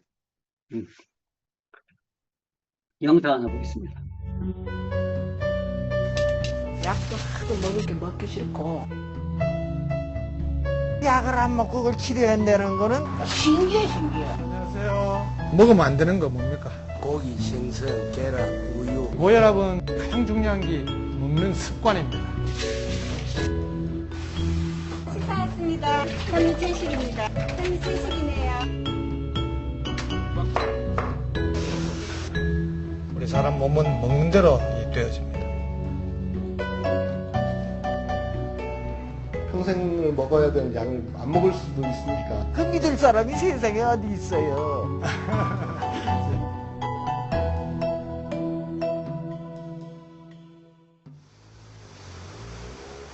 오늘도 그의 자전거 페달이 힘차게 아침 공기를 가릅니다. 올해 나이 59세, 이름은 황성수. 직업은 의사, 그것도 이 병원의 신경외과 과장입니다. 안녕하세요. 병원의 하루를 여는 아침 회진 시간. 안녕하십니까. 할머니 좀 어떠신가요? 할머니 눈 떠봅시다. 저 따라 해보세요. 가만히 서서. 자, 올렸다 내려. 이거 안 되는데. 한번 해보세요. 쭉 펴봐요. 그럼 여기 왜 이거 드시면 안 되네? 이걸 저렇게 많이 갖다 놨노? 또 그의 잔소리가 시작되나 봅니다. 지금 많이 갖다 놨네요. 갖다 놨는데 안 드실 리가 있는가요? 아니 뭐거든. 저 다 치우라 그랬어요. 음료수 드시면 안 됩니다. 이거 음료수 아닌가요? 음료수 아니에요. 이거 뭡니까? 가끔은 환자들 서랍까지 뒤집니다. 이거 마시는 거 아닙니까? 아니에요. 드링크 아니에요. 방 안에 계신 다른 분들도 네네. 저걸 내야 돼요. 그 협조를 좀 하셔야 돼요. 그 음식이 들어오면 이제 특히 이 환자, 요즘 며칠째 황 박사로부터 똑같은 잔소리를 듣고 있습니다. 몸으로 와서는 이제 그러면 안 되니까 서로 음식 주지도 말고 받지도 말고 그렇게 하셔야 됩니다. 22일, 22일 됐는데 벌써 며칠 전 황 박사 몰래 금지된 음식을 먹은 게 화근이 되었습니다. 간만 안 먹었으면 모범생이지요. 간을 먹. 찍혔지. 다른 환자들까지 데리고 나가 소 간을 사 먹었다가 그만 들통난 겁니다. 그렇지, 2번. 그러면 몰래 들은 거. 근데 황 박사는 한 번밖에 모르지. 2번인 걸로 알고 계시던데요? 2번인 걸 알고 계세요? 네. 야? 한 번인 걸로 알고 있었네. 기록지에 2번 이틀로 돼 있던데요. 뭐 간 먹은 게? 예. 그거가 막 고자질 있고 해지는 거야. 최정선 씨는 30년 경력의 택시 운전사입니다. 고혈압 진단을 받은 건 10년 전. 그 후 지금까지 매일 혈압약을 먹어왔습니다. 3주 전 딸의 권유로 마지못해 입원할 때도 반신반의했었답니다. 생각해보세요. 나 혈압약을 10년을 먹었는데 그 약을 안 먹고 그걸 치료한다는 거는 그 믿을 사람이 세상에 어디 있어요. 그런데 믿기지 않는 일이 진짜 일어났습니다. 입원하면서 10년 먹던 혈압약을 끊었는데 며칠 지나지 않아 혈압이 눈에 띄게 떨어진 겁니다. 환자들 사이에서 최정선 씨는 부러움의 대상이자 미스터리의 대상입니다. 대한민국에 약 안 먹고 혈압을 끊는 사람이 이렇게 있겠어요? 나 거짓말 같아. 내가 옆에서 이때까지 20일 이상 지켜봤는데 하나도 거짓말 같은 거 진짜라. 저는 봤을 때 황성수 과장님이 나는 처방하는 데서 뭐가 있다고 나 그랬는데 약을 안 주고 한데 그분 방식에 뭔가에 사람으로 기술가 무슨 비법이 있지 싶어. 등잔 밑이 어둡다고 눈앞에 두고도 그 차이를 모르십니다. 약 안 먹는 것만 봤지 정작 뭘 먹는지는 눈여겨보지 않은 모양입니다. 하긴 누군들 이 밥상 안에 황 박사의 비법이 있을 거라고 생각이나 하겠습니까? 그 흔한 고기 반찬 하나 없는 소박한 밥상이지만 최정선 씨가 하루 3번 먹는 이 밥이 바로 황 박사만의 고혈압 치료제입니다. 밥 색깔에 따라 밥상이 달라집니다. 고기 반찬이 빠지고 상추가 올라간 오른쪽이 현미 밥상입니다. 고단백 고기 반찬 역할을 대신하는 건 단백질이 풍부한 이 현미밥입니다. 동물성 식품이 전혀 안 들어간 100% 현미 채식 밥상. 황 박사 환자들만 이 밥상을 받습니다. 자, 보셨죠? 그래서 현미채식이라는 것이 백미 현미 섞는 게 아니고요.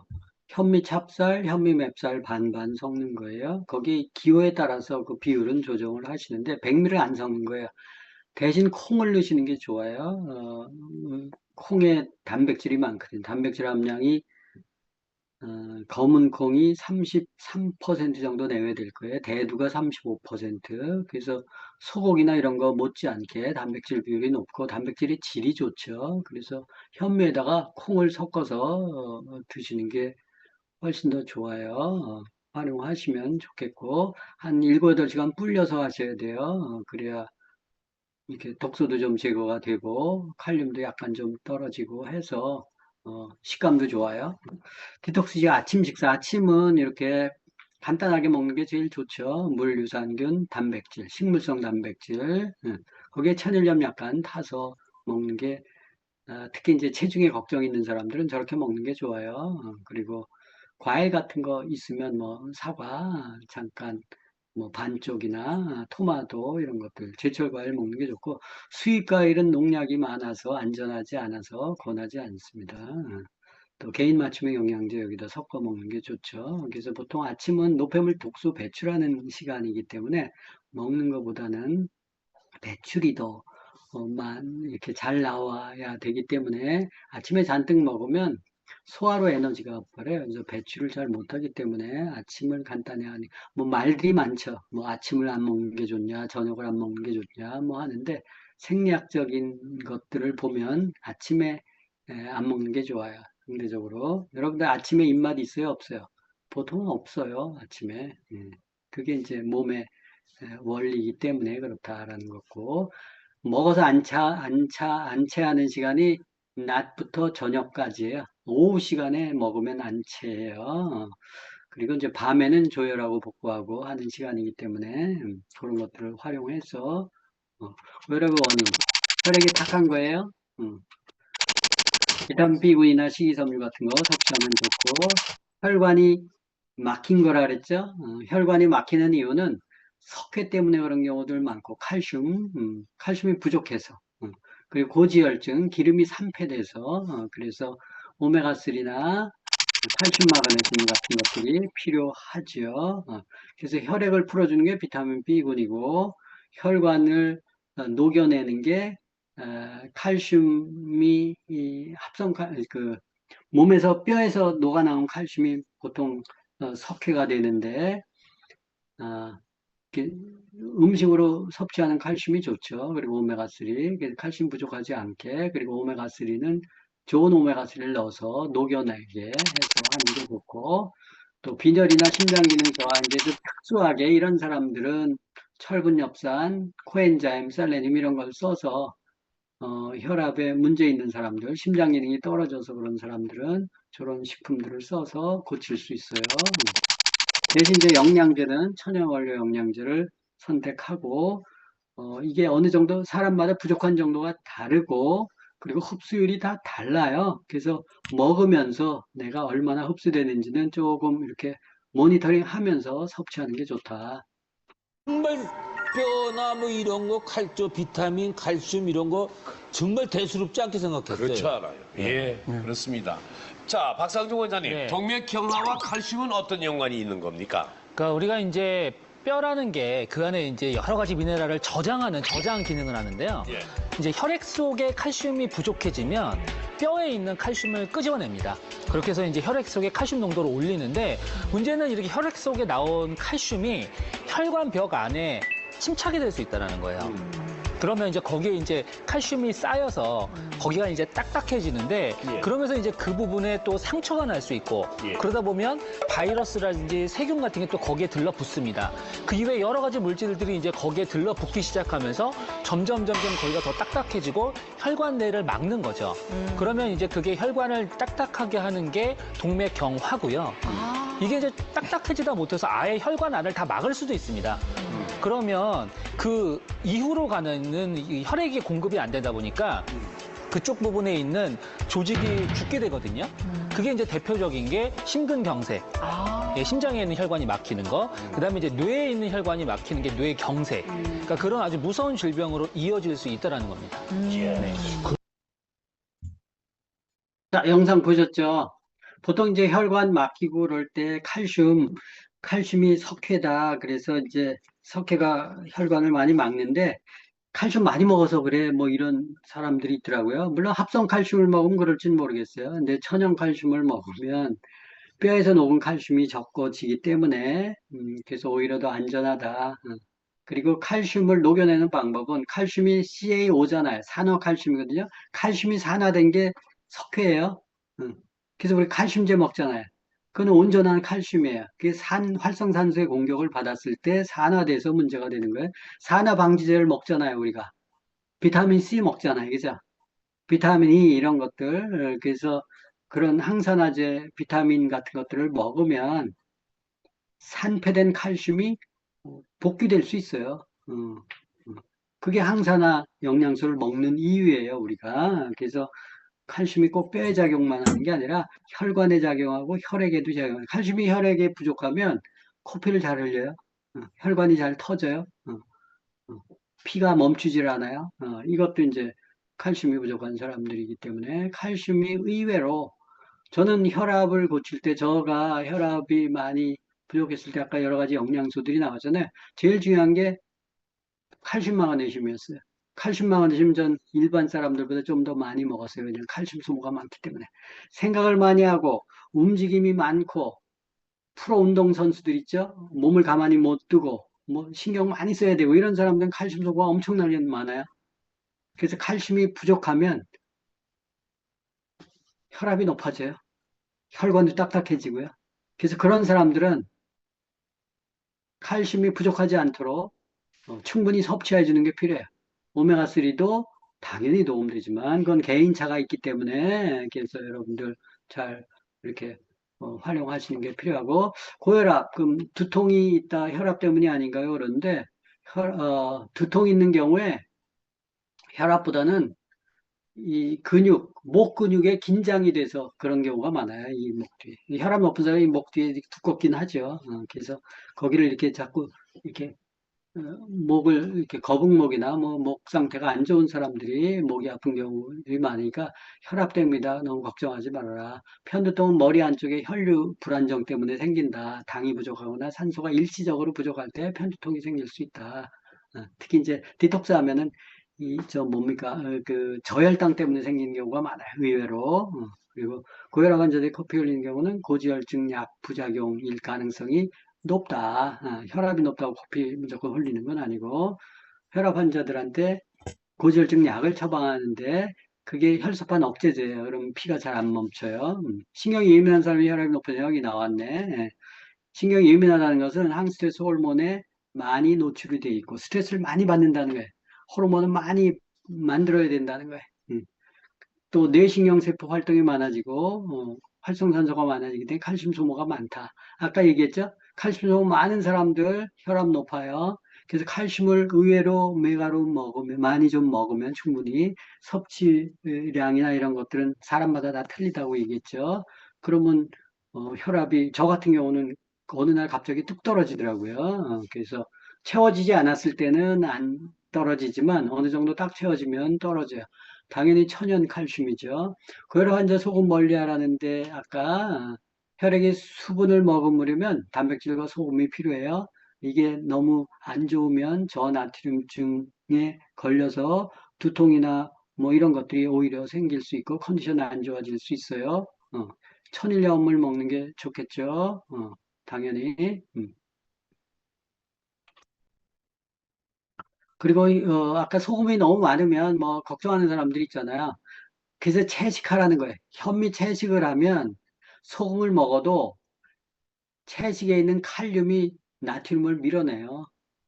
그래서 기량작용이 있기 때문에 너무 걱정하지 말아라. 오히려 당을 걱정하시라고. 당을. 소금보다. 근데 왜 비만 혈압 못 잡을까, 사람들이? 잘못된 식생활 그만두고, 그대로 두고, 식품만 먹어서 그래. 식품 효과가 좋으려면, 식습관 엉망으로 먹고, 식품 먹으면 효과가 떨어져요. 현미채식하고 식품을 먹으면 70%, 90% 효율이 나와요. 그럼 훨씬 좋아지죠. 그래서 머리를 바꿔줘야 돼요. 뭘 먹어야 될지, 뭘 안 먹어야 될지, 어떻게 해야 될지, 이게 오픈건강교실에 하는 역할이에요. 여러분들 얘기하면 잘 안 듣잖아요. 그죠? 근데 좀 전문가가 얘기하고, 강의한 사람이 얘기하면 좀 듣죠. 오픈건강교실에서 머리를 바꿔줘야 돼. 건강 코칭 프로세스가 없다. 이 비만, 혈압 하는 것들, 사람마다 다 틀려요. 틀리기 때문에 그런 것들을 알고, 오장육부의 기능들을 좀 알고, 그 사람한테 맞는 코칭을 좀 해주셔야, 비만, 혈압을 잡을 수가 있어요. 그죠? 혈압뿐만이 아니라 만성질환 같은 경우도 이렇게 예방 차원에서 진행할 수 있기 때문에 신뢰가 돼야 되는데, 신뢰가 있으려면 오장육부의 상태나 이런 메커니즘, 기본적인 약에 대한 메커니즘이나 이런 것들 좀 알아야 되잖아요. 음식에 대해서도 알고, 운동요법에 대해서도 알고, 이런 것들이 이제 건강 코칭 교실에서 가르쳐 드리는 거예요. 또 살찌는 유형이 다 달라요. 스트레스형, 인슐린 저하형, 활동 저하형, 갑상선 기능 저하형, 지방간형, 장기능 저하형 이렇게 그냥 대표적으로 6가지 정도 나타냈는데요. 사실은 유형이 사람마다 각계각층이에요. 근데 이런 유형을 알아야 조금 다르게 코칭해 줄 수 있어요. 그죠? 얼핏 그냥 대표적인 것만 말했는데 여러분들은 어떤 형이에요? 내가 몸이 잘 안 잡혔다. 이 패턴을 알아야 어떤 식품을 더 쓰고 안 쓰고 하는 것들을 알 수 있어요. 그래서 다이어트나 디톡스는 모두에게 같은 천편일률적인 방식을 쓰는 거 아니에요. 천편일률적인 방식으로 사람들을 케어할 수가 없어요. 그런 것들을 아셔야 되고 비만 만성질환을 치유하면 이런 일들이 생겨요. 개선 전 개선 후 해서 이렇게 해서 이분은 왼쪽에 계신 분은 디톡스 후에 1년 만에 우리 플라티늄 몸이 좋아지셨고 저분도 천식 있으셨어요. 20년 이상 천식. 그리고 비만해졌고 지금 예뻐지셨죠. 2년 만에 파운더스 플래티늄 정도 되셨고 건강적으로 지금 많이 또 가르치시고 하세요. 그리고 오른쪽에 디톡스 한 1년 만에 플래티넘 되셨고, 날씬해지셨죠. 현재 3년 만에 에메랄드 되셨는데, 건강, 아, 공부하시고, 건강 전문가가 돼서 또 많은 사람들을 도와줄 수 있어요. 왜냐하면 내가 몸이 아파봤잖아요. 내가 몸이 고통스러웠잖아요. 그럼 그 치유한 경험이 굉장히 파워풀해요. 그래서 그런 것들을 안내하니까 저렇게 또 네트워크도 커지시게 됐어요. 요거는 이제 디톡스 했었던 분들 2개월 만에 개선 전 개선 후 저렇게 됐어요. 한 분은 30대고 한 분은 40대였었어요. 뭐 이런 것도 있고 여러분들이 저렇게 몸을 고치지 못하면 나중에 아파가지고 병치를 하는데 제가 상징적으로 한 1억 정도 아파가지고 골골하면서 약 먹으면서 병원 다니면서 1억 정도 썼다 뭐 이렇게 하는데 이건 아주 겸손하게 쓴 거예요. 여러분들이 뭐 쓰러지거나 수술을 받거나 뭐 그러면 투석을 받거나 치매로 앓거나 장기적으로 그러면 돈 엄청나게 잃죠. 그죠? 돈만 잃나요? 그죠? 모든 걸 잃죠. 그래서 미리 건강 예방해서 케어할 줄 알면 그게 돈 버는 거예요. 비만, 혈압, 만성질환 이런 걸 치유할 수 있다면 얼마나 가치 있을까. 여기 1억 이상 병원비 절감, 뭐 일할 자유, 가족들과 아픈 순간 일 못해요. 그죠? 자신감도 떨어지고요. 그래서 계속 활동할 수 있다면 건강하면 일할 수 있는 거예요. 그죠? 건강이 최고예요. 친구들이 부러워하는 삶을 살 수 있다. 그래서 건강하게 살아야지. 9988-234. 그죠, 여러분들? 또 건강 전문가가 되면 공부해서 내 병을 치유하고 건강 전문가가 되면 구전을 통해서 한 15% 정도에 한 100만 원 정도 수입되잖아요. 그죠? 그러면 좋죠. 이런 것들 해서 건강 전문가로 제2의 인생을 살 수 있는 기회가 될 수 있다. 고혈압, 만성질환, 비만 이런 것들을 케어하는 방법들은 기본적인 프로세스는 같아요. 근데 사람 유형만 좀 달리 볼 줄 알고 어떤 부분을 어떻게 좀 더 케어하는지를 좀 알면 많은 사람들의 질병을 예방시켜 줄 수 있고 치유할 수 있어요. 저는 이제 디톡스 요법 이런 것들을 씁니다. 나중에 필요하면 이제 공부하시면 이런 것들을 통해서 아실 수 있어요. 3일 디톡스식, 3일 단식, 3주일식, 3달 이식 영양요법. 이건 BSPS라는 전자책에 자세하게 설명되어 있으니까 활용하시면 좋을 것 같아요. 이 책에 나와 있습니다. 우리피를 더럽히는 독소의 정체는 음식도, 호흡도, 피부독인데 이런 것들이 챕터별로 이렇게 쭉 나와 있어요. 그래서 자연치유력, 장, 디톡스하는 방법, 건강식, 공기, 호흡하는 방법, 생활용품도, 경피도, 약물부작용 뭐 이런 거.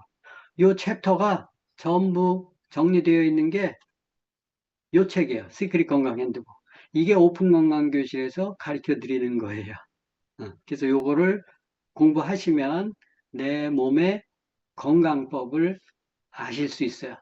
먹는 것뿐만이 아니라 바르는 것, 그리고 호흡하는 것까지 전부 케어할 수 있기 때문에 공부하시면 도움이 되실 거고 10주 코스로 운영이 됩니다. 그래서 지금 오픈 건강 교실 10주 과정 1월 2일부터 다음 주부터 개강이 되죠. 61기 지금 진행할 거고 60기까지 했고 건강 코칭 교실도 10주 과정 1월 3일부터 시작합니다. 2026년도 새해부터 10주니까 한 3개월 정도 되죠. 그리고 특강 뭐 한 2주 정도 하면 보통 한 3개월 정도에 이렇게 코스들이 진행이 됩니다. 건강 코칭 교실은 1주차부터 10주차에서 오장육부에 대한 기능과 원리를 이해하셔야 몸의 메커니즘을 이해하고 어떤 부분에 뭐가 안 좋아서 어떤 식으로 이렇게 하고 하는 상담 능력이 생겨요. 그리고 어떤 식품을 써야 될지를 알 수 있어요. 저 오장육부의 상관관계를 모르면 그냥 건강식품만 권하다가 말아요. 그러면 상대방의 건강을 케어해 줄 수가 없어요. 그래서 기본적으로 이런 것들은 알아야 된다 해서 건강 코칭 교실 10주 과정을 개설해서 진행하니까 제가 외부에 오픈한 지는 지난 60기부터 이렇게 외부에 오픈했어요. 이번에 두 번째 오픈하는 건데 활용하시면 도움이 되실 것 같습니다. 고객 만들기 힘들죠, 그죠? 근데 사람들이 당신을 부르는 호칭이 판매자에서 전문가로 바뀝니다. 건강 코칭 고시를 좀 들으시면 물론 한 번 들어서 확 이해하시는 분이 계시고 두 번, 세 번 반복해서 들으시면서 전문가가 되시는 분들이 계시는데 책 읽고 영상 보고 또 여러 가지 사례 같은 것들을 보시면 건강 케어하는데 도움이 되세요. 근데 건강 안 좋은 분들이 먼저 들으시고 자기 몸을 케어하세요. 근데 자기 몸을 케어할 때 일일이 다 코칭해 주기가 쉽지 않아요. 그죠? 근데 이제 건강 공부를 쭉 하다 보면 거기에 들어가는 얘기들을 들으면서 아, 이게 내 케이스네 하면서 나한테 적용해 보는 거예요. 그래서 하나하나 교정해 가면 완벽한 몸을 만드실 수 있어요.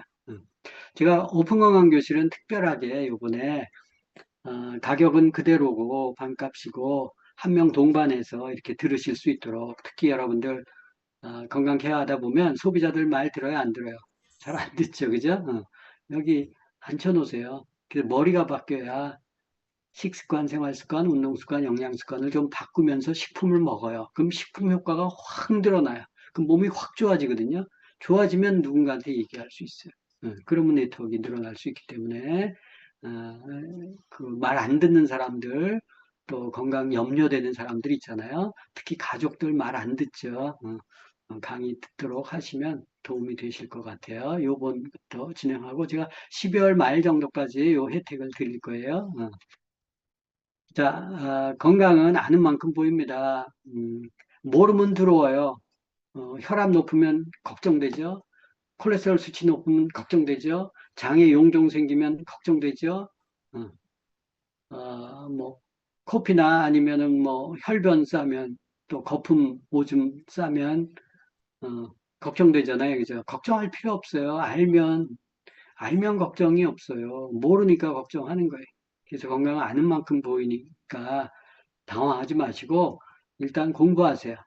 오픈 건강교실 10주 과정, 건강코칭교실 10주 과정, 가격 얼마 안 하니까 들어오셔서 공부하셔서 건강 회복하시고 또 그 경험을 토대로 주위에 건강 전도사가 되셔서 주위에 건강으로 고통받는 사람들에게 여러분들이 빛과 희망이 되시길 바랍니다.